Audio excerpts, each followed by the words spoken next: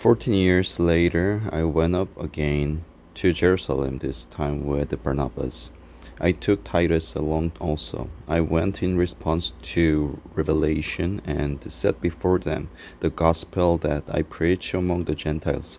But I did this privately to those who seemed to be leaders, for fear that I was running or had run my race in vain.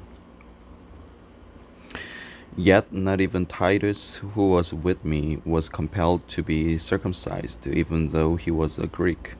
This matter arose because some false brothers had infiltrated our ranks to spy on the freedom we have in Christ Jesus and to make us slaves. We did not give in to them for a moment, so that the truth of the gospel might remain with you. As for those who seemed to be important, whatever they were makes no difference to me.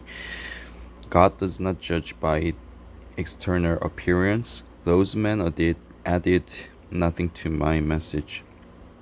On the contrary, they saw that I had been interested with the task of preaching the gospel to the Gentiles, just as Peter had been to the Jews.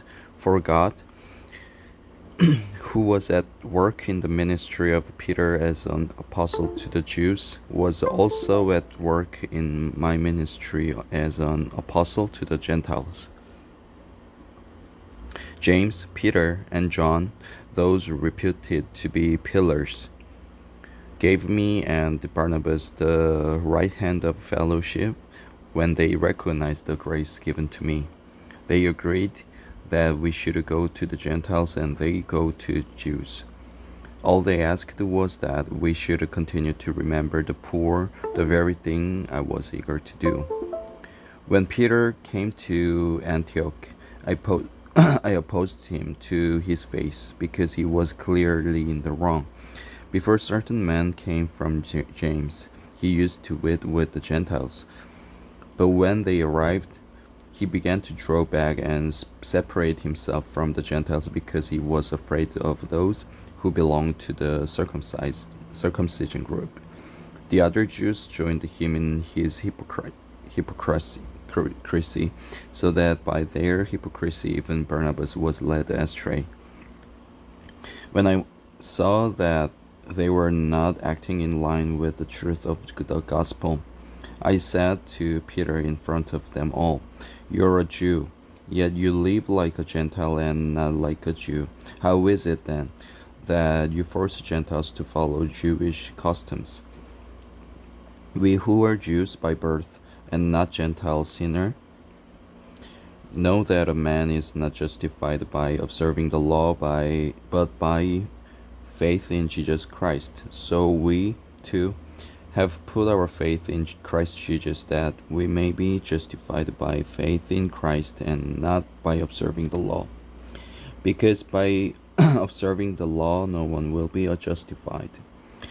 If, while we seek to be justified in Christ, it becomes evident that we ourselves are sinners, does that mean Christ promotes sin? Absolutely not. If I rebuild that what I destroyed, I prove that I'm a lawbreaker. For though the law, I died to the law, so that I might live for God. I have been crucified with Christ, and I no longer live, but Christ lives in me. The life I live in the body I live by faith in the Son of God, who loved me and gave himself for me. I do not set aside the grace of God, for if righteousness could be gained through the law, Christ died for nothing.